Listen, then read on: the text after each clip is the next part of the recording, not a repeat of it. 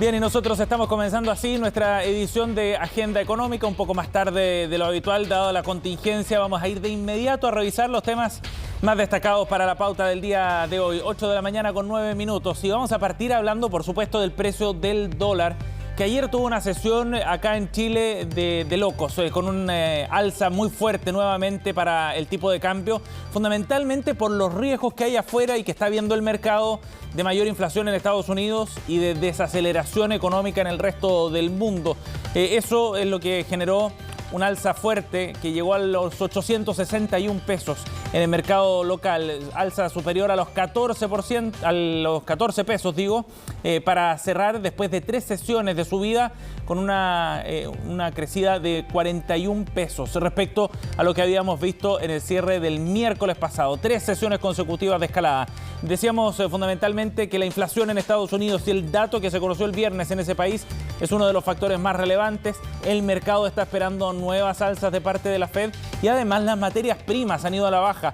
Para el mercado local en particular, el precio del cobre es un determinante bien relevante y hemos visto caídas cercanas al 2% que han llevado el metal rojo a $4.20, el valor más bajo desde el 18 de mayo. Y eso entonces es lo que ha empujado el tipo de cambio. Ayer pudimos conversar con el analista de mercados de XTV, Diego Mora, respecto a lo que estaba influyendo en el precio del dólar en Chile y en el mundo. Esto fue lo que nos explicó ayer en Agenda Económica PM.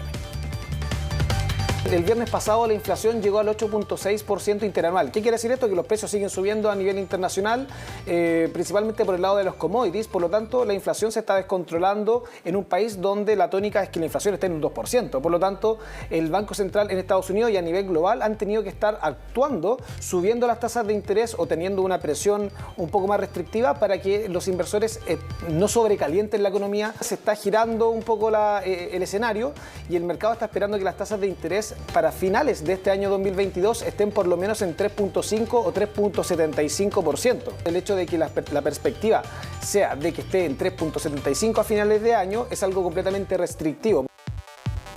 Y es por eso entonces, con esta alza de tasas en Estados Unidos, que el precio del dólar se va fortaleciendo y el peso chileno en particular se ha visto debilitado. De hecho, es una de las monedas que más se ha debilitado en las últimas semanas y en la jornada de ayer en particular, dentro de las emergentes, también estuvo en ese grupo de las que tuvo una caída más fuerte respecto al precio del dólar. Ahora, estamos hablando de un fenómeno, de acuerdo a lo que nos planteaba Diego Mora, que no sería transitorio necesariamente y por lo mismo es probable que veamos precios del dólar que se acerquen e incluso puedan romper su récord histórico. Esta fue la proyección que hacían desde XTV. Esta es la tendencia del dólar que ha marcado desde mayo del 2021, que está marcada por un ciclo alcista, un movimiento correctivo, y este movimiento correctivo tiene un objetivo técnico mínimo que yo lo tengo marcado acá en 896. Por lo tanto, a día de hoy no hay ninguna estructura que contradiga esta hipótesis, por lo tanto la verdad es que yo soy mucho más alcista en el caso del dólar.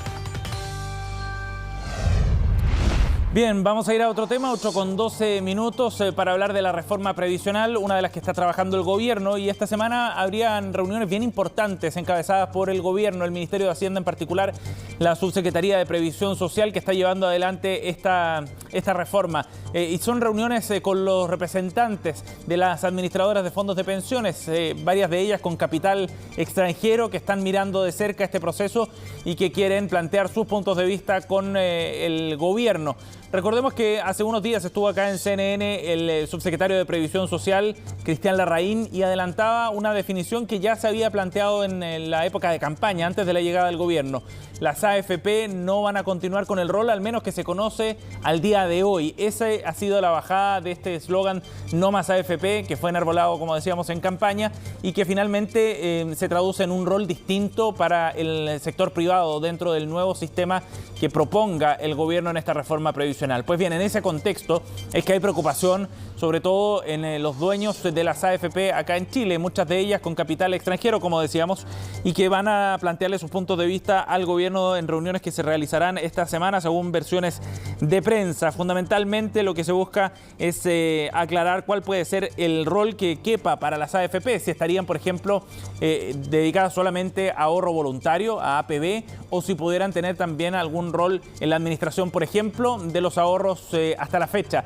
Son algunos de los puntos que probablemente se van a ir despejando cuando se conozca esta reforma, que recordemos se va a entregar en agosto, y en el gobierno trabajan a toda máquina para poder afinarlo, entendiendo además que en el Congreso no tienen la mayoría suficiente y evidentemente tendrán que llegar a algunas negociaciones. 5 de las 7 administradoras, Cuprum, Capital, Habitat, Provida y Plan Vital, tienen capitales extranjeros, y este fue uno de los temas además que abordó el presidente Gabriel Boric en su gira por Canadá y Estados Unidos la semana pasada.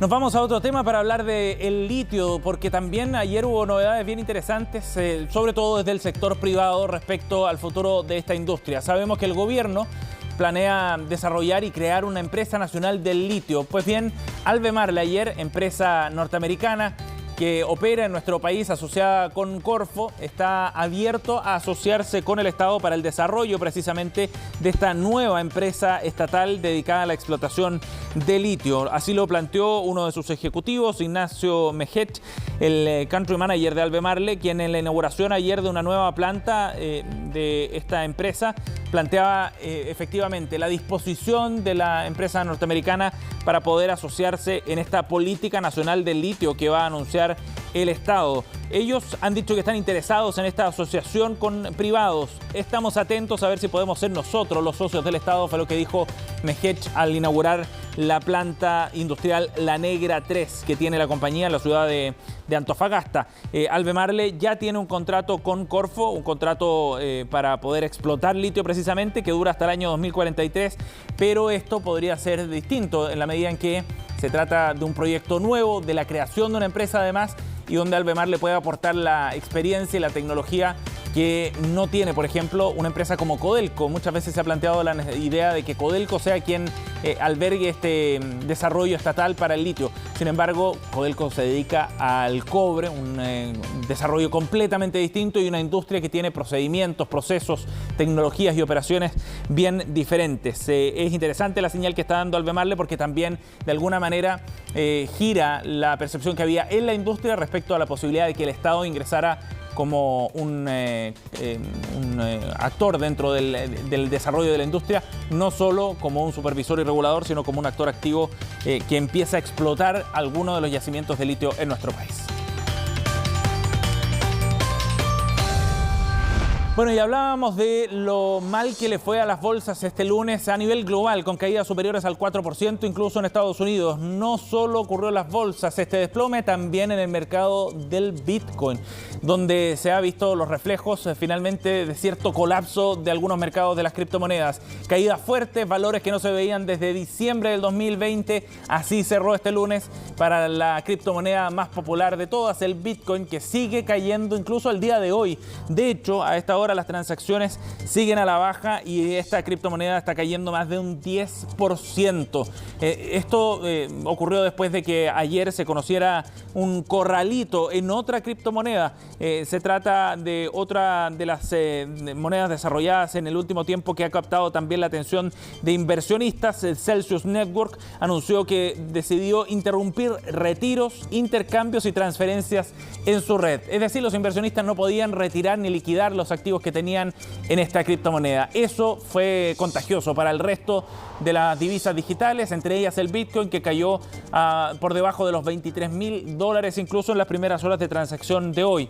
Fundamentalmente en un escenario de mayor riesgo a nivel internacional, las tasas de interés más altas que ya mencionábamos están empujando en Estados Unidos, además de una inflación creciente, bueno, ponen mayor presión también sobre los activos de inversión más riesgosos, y entre ellos, por supuesto, las criptomonedas, que han mostrado enorme volatilidad. Recordemos además que otra criptomoneda, Terra Luna, hace algunas semanas atrás perdió todo su valor en pocas horas, lo que también mostró cierta fragilidad de este mercado que sigue repercutiendo hasta el día de hoy.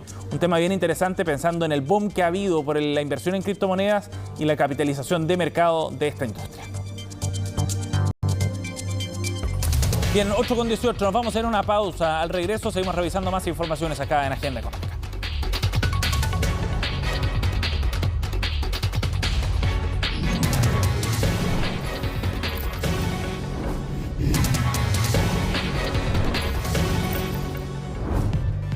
Bien, estamos de vuelta aquí en Agenda Económica y vamos a hablar el día de hoy de los niveles de morosidad que se registran en nuestro país a nivel de empresas. Hemos conocido varios reportes sobre lo que ocurre en la morosidad a nivel de personas, de consumidores. Sin embargo, en las empresas la tendencia es distinta, el trasfondo también puede ser diferente. Vamos a conversar de este tema y para eso estamos en contacto con Alejandro Weber, decano de Economía y Negocios de la Universidad San Sebastián, y quienes han desarrollado precisamente un informe respecto a este tema. ¿Cómo está, Alejandro? Buenos días. Hola, Sebastián, muy buenos días. Muchas gracias por la invitación. Gracias por conversar con nosotros. Alejandro, bueno, en este reporte que conocimos ayer se revela un aumento del nivel del número de empresas morosas en nuestro país, 78.000 empresas en particular. Volvemos a niveles similares a prepandemia. ¿Qué nos muestra esta evolución respecto al peor momento que se vio en la pandemia, Alejandro? Sí, en el peor momento de la pandemia, Sebastián, llegamos a tener 82.000 empresas con deuda morosa. Eso es cerca del 13% de las empresas activas. Y hoy día estamos llegando a 78.000. Y fíjate que una llamada de alerta, Sebastián, es que en los últimos meses hemos visto cómo ha subido la cantidad de empresas con deuda morosa. Típicamente en nuestro país estamos oscilando entre las 75.000, 76.000 y hoy día ya estamos subiendo a 78.000.